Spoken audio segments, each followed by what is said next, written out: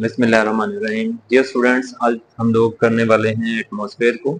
Atmosphere को define करेंगे हम लोग, इसके कंपोजिशन के बारे में पढ़ेंगे एंड इसका जो स्ट्रक्चर है, स्पेशली स्ट्रक्चर ऑफ एटमॉस्फेयर, इसको डिस्कस करते हैं। तो फर्स्ट ऑफ ऑल डिफाइन करते हैं एटमॉस्फेयर को।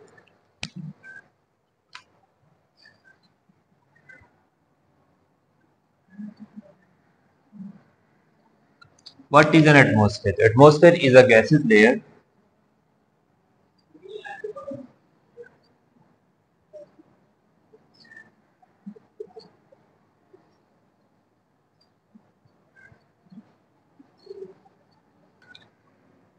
that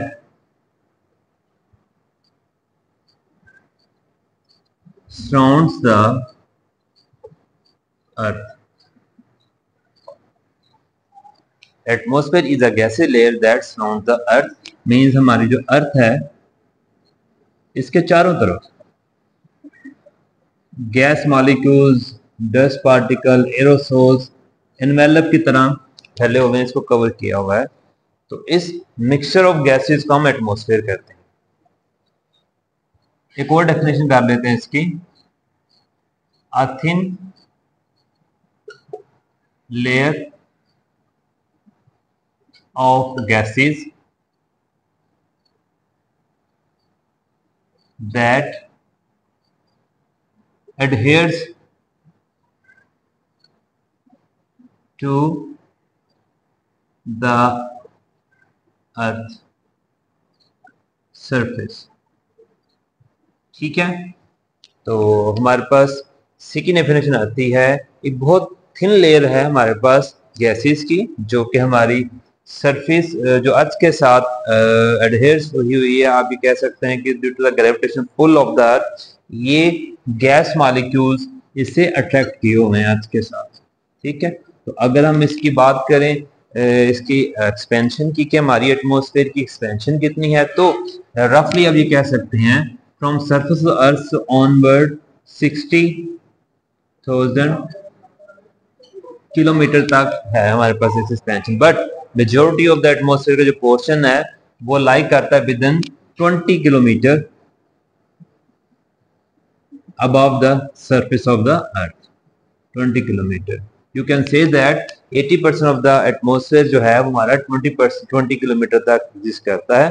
बाकी रिमेनिंग जो पोर्शन बचता है हमारे पास वो 20%, वो ऑलमोस्ट 60,000 किलोमीटर तक। जैसे जैसे हम टुवर्ड्स अल्टीट्यूड हाइट गेन करते जाते हैं, वैसे वैसे मेरे एटमॉस्फेयर की जो प्रपोर्शन है वो कम हो चली जाती है।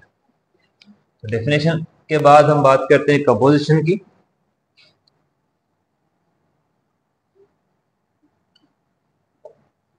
कंपोजिशन, अच्छा, एटमॉस्फेयर में यूजली वर्ड यूज गैसेस का यूज किया जाता है, बट एटमॉस्फेयर सिर्फ गैसेस ही नहीं है, बल्कि अगर हम इसको डिवाइड करें, इसमें जो पार्टिकल्स पाए जाते हैं उस लिहाज से, तो उसको हम तीन कैटेगरी बना लेते हैं। एक हमारी कैटेगरी बनती है कांस्टेंट गैसेस की, दूसरी वेरिएबल गैसेस की, एंड थर्ड गैस कैटेगरी हमारी बनती है अदर इम्प्योरिटीज की।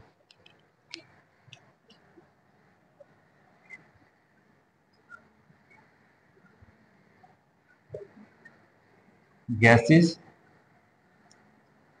variable gases and other impurities।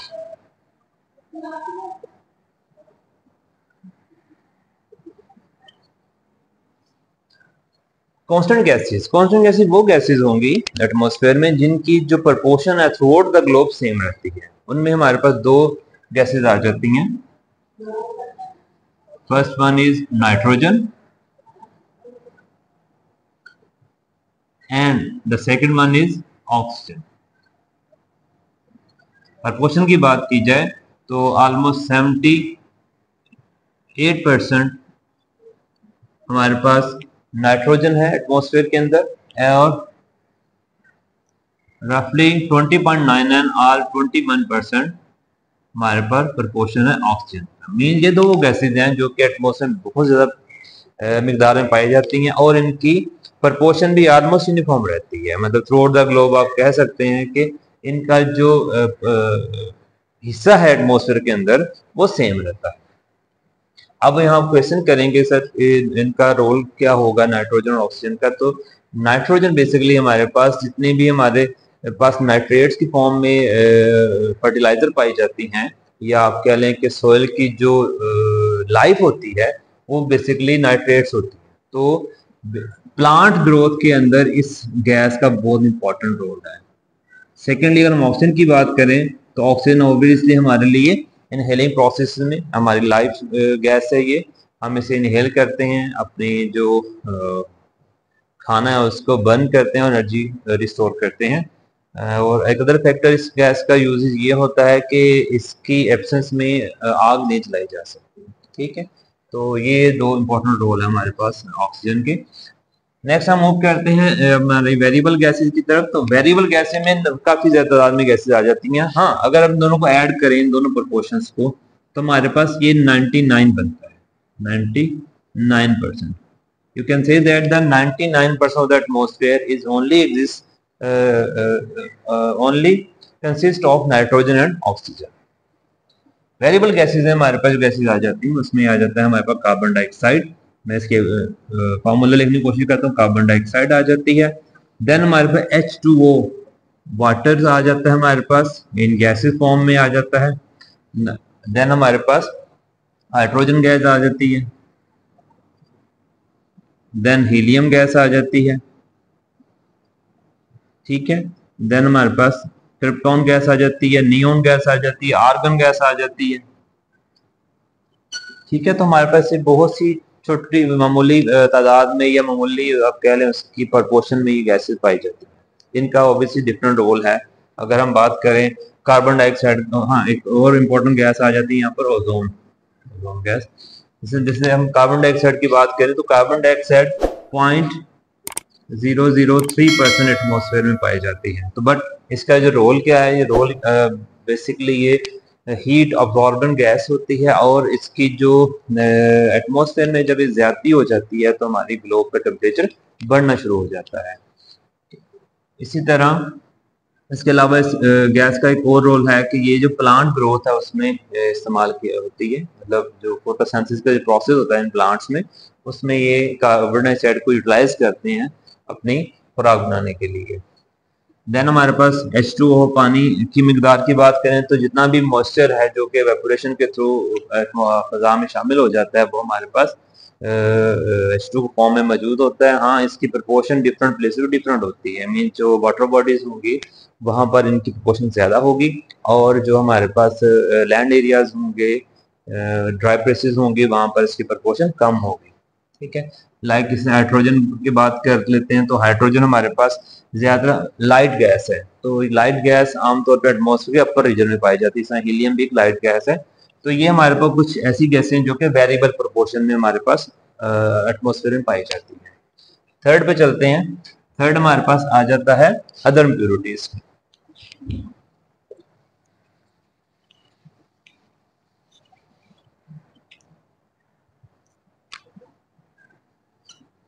Other impurities हमारे पास आ जाते हैं डस्ट पार्टिकल्स,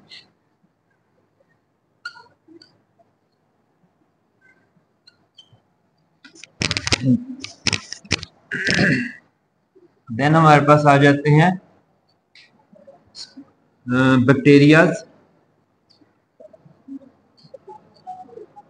देन हमारे पास आ जाते हैं एरोसोल्स। ओके, तो ये कुछ ऐसी इम्प्योरिटीज हैं जो कि एटमॉस्फेयर में मौजूद होती हैं।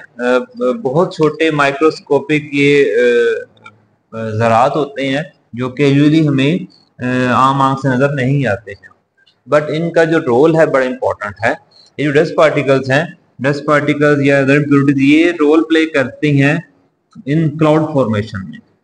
ये हमारे जो एटमॉस्फेयर के अंदर H2O इन गैस फॉर्म में मौजूद है, ये उसके ये जो हमारा मॉइस्चर है एटमॉस्फेयर के अंदर, उसके लिए ये डस्ट पार्टिकल्स न्यूक्लियर का काम करते हैं। मतलब ये कि सपोज दैट ये हमारे पास वाटर बॉडी, तो यहाँ से हमारे वेपोरेशन स्टार्ट होती है। तो ये जो वाटर ड्रॉपलेट्स हैं या water in the form of gas है,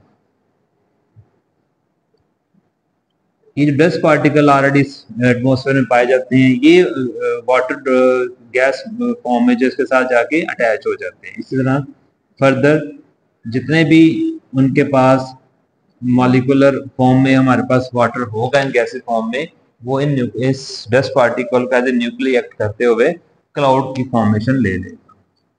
ठीक है, बाकी इसमें प्रेसिपिटेशन होगी नहीं होगी, उसके अलहदा फैक्टर्स हैं, कैसे होगी वो हम अलहदा पढ़ेंगे, टाइप्स ऑफ रेनफॉल में पढ़ेंगे, या जब हम प्रेसिपिटेशन का टॉपिक आएगा तब हम पढ़ेंगे। बहरहाल क्लाउड फॉर्मेशन के लिए ये जो डस्ट पार्टिकल हैं बहुत इंपॉर्टेंट रोल प्ले कर रहे होते हैं। ठीक है, और देन हम आगे हम मूव करते हैं। ये हम थोड़ी कंपोजिशन डिस्कस की है कि गैसेस कौन कौन सी एटमॉस्फेयर में पाई जाती हैं। तो थोड़ा ब्रीफ कर देता हूँ इस टॉपिक को मैं। एटमॉस्फेयर को हम डिफाइन किया है, देन उसमें जो डिफरेंट गैसेस हैं उनकी जो कंपोजिशन है उसको हम डिस्कस किया है, constant, variable and other impurities को। तो नेक्स्ट हम मूव करते हैं हमारे जो layer structure of the atmosphere पे।